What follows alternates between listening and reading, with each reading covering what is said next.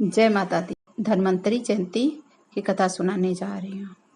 यह त्योहार दिवाली से 2 दिन पहले मनाया जाता है, जो कि कार्तिक मास के कृष्ण पक्ष के 13वें दिने त्रयोदशी के दिन मनाया जाता है। इस दिन घर में लक्ष्मी जी का आवागमन मानते हैं।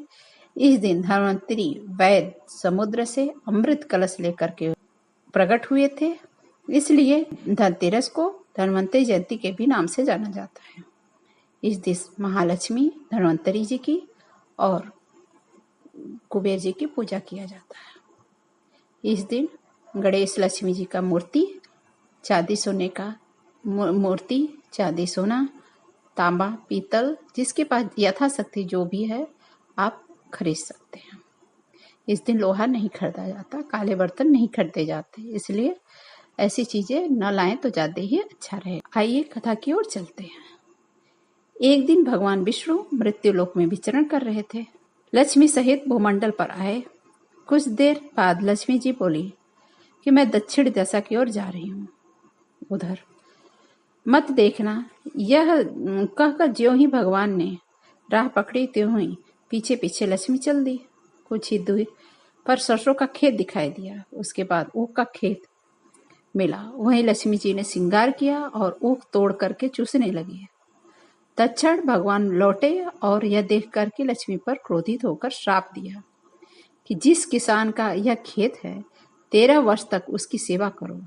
ऐसा कह कर भगवान 6 सागर चले गए। लक्ष्मी ने किसान के यहाँ जाकर के उसे धन्य धान से भरपूर कर दिया।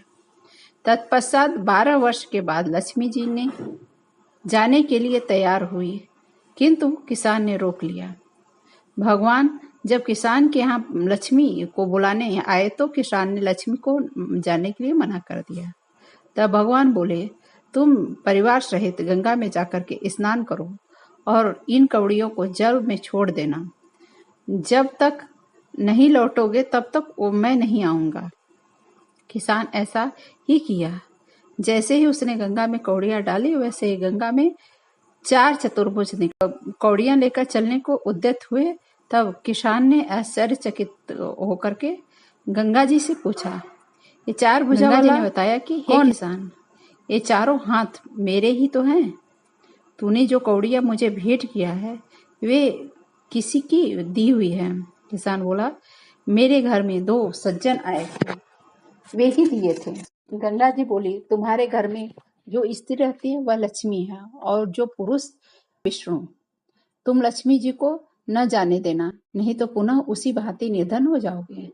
यह सुनकर के वह घर लौटा तो भगवान से बोला कि मैं लक्ष्मी जी को नहीं जाने दूंगा।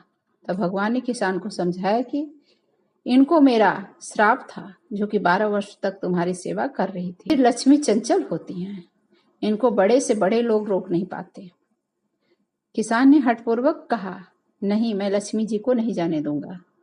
इस पर लक्ष्मी जी ने स्वयं कहा कि किसान, यदि तुम मुझे रोकना चाहते हो तो सुनो, कल तेरस है। धनतेरस के दिन तुम अपना घर स्वच्छ रखो, रात्रि में घी का दीपक जलाना, तब मैं तुम्हारे घर आऊंगी। उस समय मेरी पूजा करना, किंतु मैं तुम्हें दिखाई नहीं दूंगी।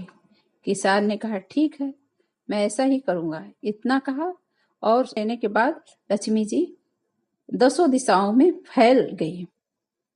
भगवान देखते ही रह गए। दूसरे दिन किसान ने लक्ष्मी जी